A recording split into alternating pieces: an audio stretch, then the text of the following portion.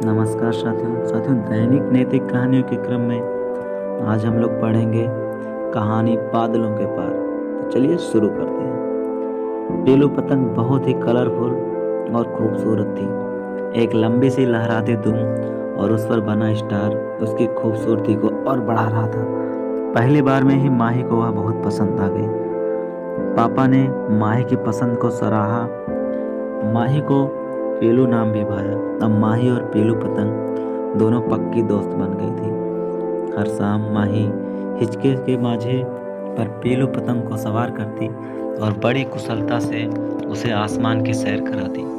पीलू पतंग भी खुश होकर कभी हवा में अटखेलियां करती तो कभी तरह तरह की कलाबाजियां दिखाती। दूर आसमान में बादलों के पार पहुंचकर पीलू पतंग अपनी दोस्त माही की कार्यकुशलता पर मुग्ध होती।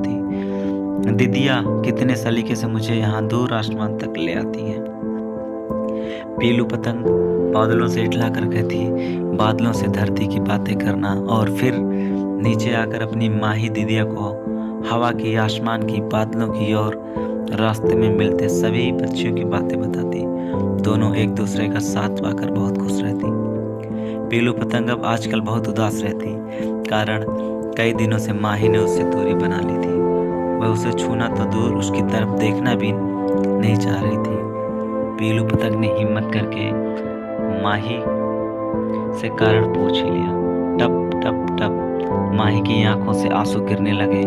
पता है तुम्हें कितने महीनों से बारिश की एक बूंद ना बरसी है। धरती, पशु पक्षी, पेड़ पौधे और हम बारिश के आने की राह ताक रहे हैं, पर बादल आकर बरसते ही नहीं। माही बहुत दुखी थी। दीदिया, तुम मुझे आसमान में बादलों के पास पहुंचा दो, मैं उनसे बरसने हेतु प्रार्थना करती हूँ। पीलू पतंग ने माही को उपाय सुझाया। चलो ये प्रयास भी करके देखते हैं। माही पीलू की बात से बहुत खुश हुई। अब माही ने सधे हाथों से धीरे धीरे हवा के झोंकों के साथ उसे ऊंचा और ऊंचा कर ही दिया। थोड़ी देर में पीलू पतंग हवा से बातें करती बादलों के पास पहुंच गई। बादल काका, तुम झमाझम करके धरती पर बरस जाओ। सब परेशान हैं, तुम्हारे बिना सब बेकार है। सब तुम्हारे आने की राह ताक रहे हैं। बरसो ना बादल काका। पीलू पतंग ने बादलों की खूब खुशामद की। पीलू पतंग की बातें सुनकर बादलों की आंखें भर आई। वह तेजी से बरसने को तैयार हो गए। पीलू खुशी खुशी घर की ओर आने लगी। सासा एक बूंद टपकी टप टप। माही का दिल जोरों से धड़का।